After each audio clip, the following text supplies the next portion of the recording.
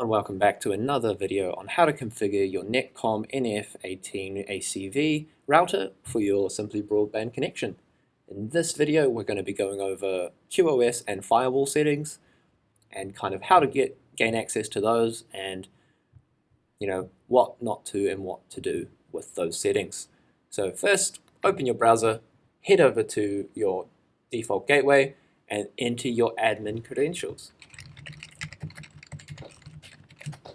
And then once you're signed in, you'll be displayed with the summary page. We're going to scroll all the way down and we're going to click on Advanced. And as you can see here, you have QoS and Security. We're going to start with QoS, so we're going to enter the basic one.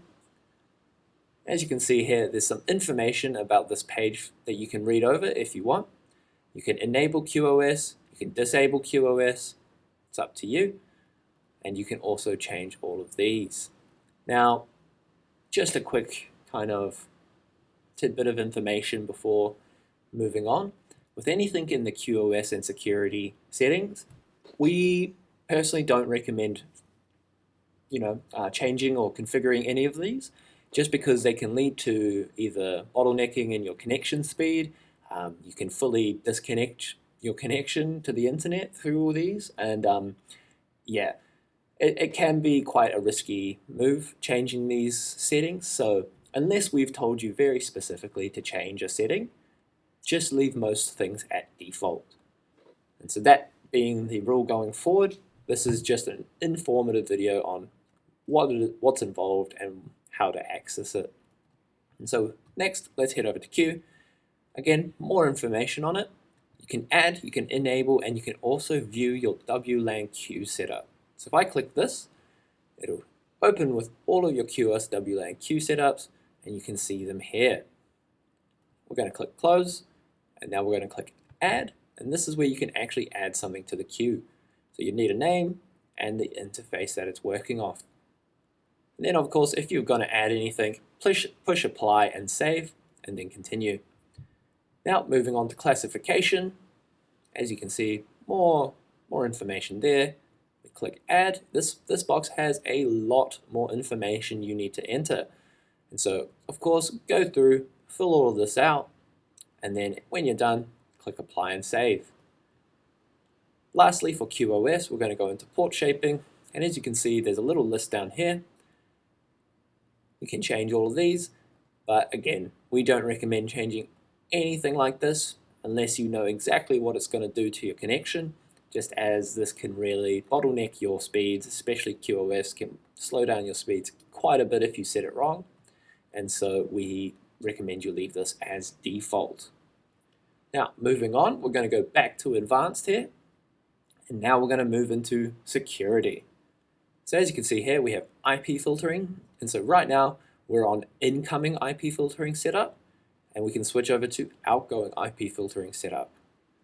And so you can change both of these as you see fit. I mean, obviously, again, we don't recommend changing anything unless we've told you to add a new rule in.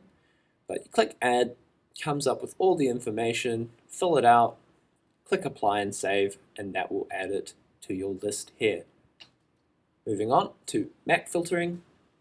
As you can see here, you can change policy and you can add or edit new configurations. Fill it in, click Apply and Save, and that will let you change the policy going forwards as well. Moving on to IPsec, we can add a new connection, fill all the information in.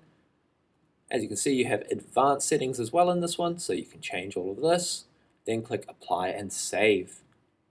Lastly, access control. So in here, you can enable, you can disable, you can change the LAN port, and you can also change which WAN port it's using and if you enable or disable WAN. Click Apply and Save to save any changes to this list. And if we scroll down a little further, you can see access control modes actually disabled. So we can enable that. Of course, as you can see here, you cannot enable access control when the list is empty. And so we need to add a new access control rule to here and click Apply and Save, and then we can enable that. But again, just going to reinforce it, we don't recommend changing any other settings except the ones that we've told you.